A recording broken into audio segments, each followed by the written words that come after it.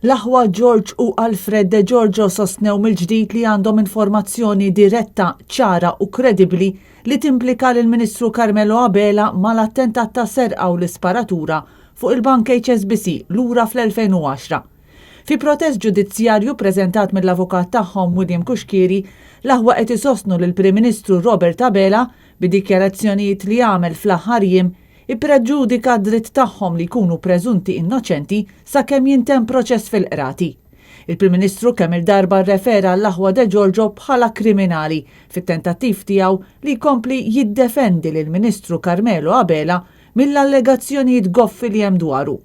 Sa ftit tal-jiem ilu Robert Abela uża l-aġġettiv ta' kriminali fil-konfront tal-aħwa De Giorgio li issa qed jinsistu li dan kien kollu kliem żejjed u li huma għandhom jitqisu innoċenti sakemm jinstabu ħatja mill-qrati ta' pajjiżna. Huma ddeskrivew id-diskors ta' Abela bħala diskors sfieraħ u li sakemm ma jintemm il-proċess ġudizzjarju u sakemm ma jinstabu ħatja f'dan l-istess proċess, ħadd ma jista' jgħajjarhom kriminali jew li huma parti mill-kriminalità organizzata. George u Alfred De Giorgio qalu li jkun inutli issa li jgħaddu ġuri għaliex il-Prim Ministru ddikjarhom ħatja u li huma kriminali.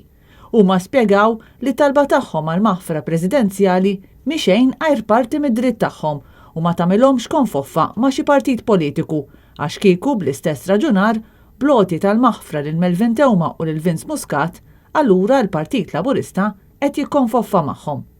Iż-żewġ taħwa insistew li huma jridu biss li jagħtu informazzjoni ċara, kredibbli u attendibbli. Huma konkludew li l-Prim Ministru ma jistax f'diskorsu jassumi li huma ħatja u li l-Ministru Carmelo Abela mhuwiex mingħajr ma għandu bażi fatwali.